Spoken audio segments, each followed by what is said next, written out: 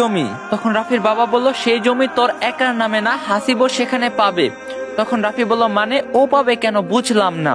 তখন রাফির বাবা বলল, দুজনের নামে আছে তাই পাবে। তখন রাফি বলল, কিন্তু বাবা এই সব তো আমি নিজের টাকায় কিনেছি। তখন রাফির বাবা বলল, যে 1 বিঘা জমি তার আবার এত কথা। বাবার মুখে 1 বিঘা কথাটা শুনেই রাফি বেশ আশ্চর্য হয়। তখন রাফি বলল, কি বলো 1 বিঘা জমি? আমি তো জমি কিনেছি 11 বিঘা। তখন রাফির বাবা বলল, তুই বললেই হলো।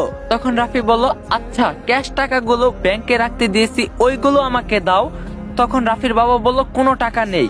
তখন রাফি বলল, তার মানে তুমি এতদিন আমাকে মিথ্যা বলছো সব? ছি ছি ছি বাবা, তুমি এমন কাজ করতে পারলে আমার সাথে? তখন রাফির বাবা বলল, চুপচাপ খাইতে হলে খা, না হলে যেখান থেকে এসেছিস সেখানে যা।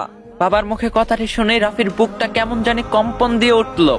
তখন রাফি বলল, বাহ বাবা বাহ, তুমি কত সুন্দর করে কথা বলতে পারো, আমি ভাবতে পারি নাই তুমি এতটা ছলনাময়ী। এই কথা শুনে রিয়া বলল, হাসিব, তোমার বাবাকে একটা মানুষ অপমান করতেছে আর তুমি মুখ বুজে সহ্য করতেছো, কেমন ছেলে তুমি?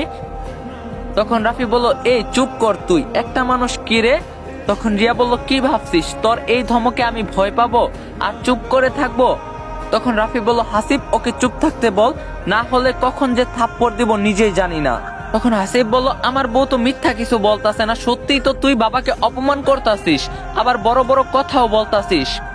তখন রাফি বল, ওহ বাবা, তোমাকে শেষবারের মতো একটি কথা বলি, তুমি কি আমার কষ্টের টাকা পয়সাগুলো ফিরিয়ে দিবে প্লিজ? আমি নতুন করে বাঁচতে চাই। তখন রাফির বাবা বলল, কোনো টাকা নেই। তখন রাফি বলল, মা তুমি তো কিছু বলো বাবাকে। তখন রাফির বাবা বলল, তোর মা কি বলবে শুনি, এই বাসাতে আমি যা বলবো তাই হবে। তখন রাফি বলল, ভালো, খুবই ভালো।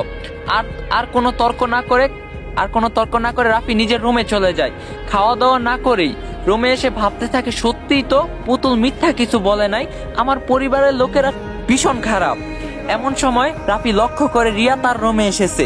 এটা দেখে রাফি জিজ্ঞাসা করে, তুই এই রুমে কি করিস?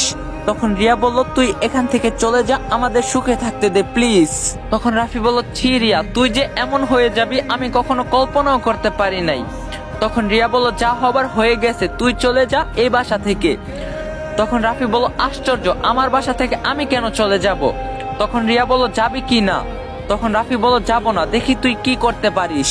তখন রিয়া বলল, ঠিক আছে, দেখ আমি কি করতে পারি আর না করতে পারি। এই কথাটি বলে রিয়া দরজাটা লাগিয়ে দেয় সাথে সাথে। তখন রাফি বলল, এই দরজা লাগিয়ে দিচ্ছিস কেন? দরজা লাগিয়ে দিয়ে রিয়া এমন একটি কাহিনী ঘটিয়ে ফেলে যার জন্য রাফি মোটেও প্রস্তুত ছিল না। গাইস গল্পটা এত ইন্টারেস্টিং যেটা বলার বাইরে। ফুল গল্প ইউটিউব আপলোড হয়ে গেছে। ইউটিউব চ্যানেলের লিংক টিকটক আইডির বায়োতে দেওয়া আছে এন্ড ইউটিউব চ্যানেলের নাম ইয়ামিন অন ফায়ার 2.0। তো সবাই যাবেন, গল্পটা দেখে আসবেন। যারা যারা টিকটক থেকে যাবেন সবাই একটা করে কমেন্ট করবেন, সবাই রিপ্লাই দেওয়ার চেষ্টা করবো।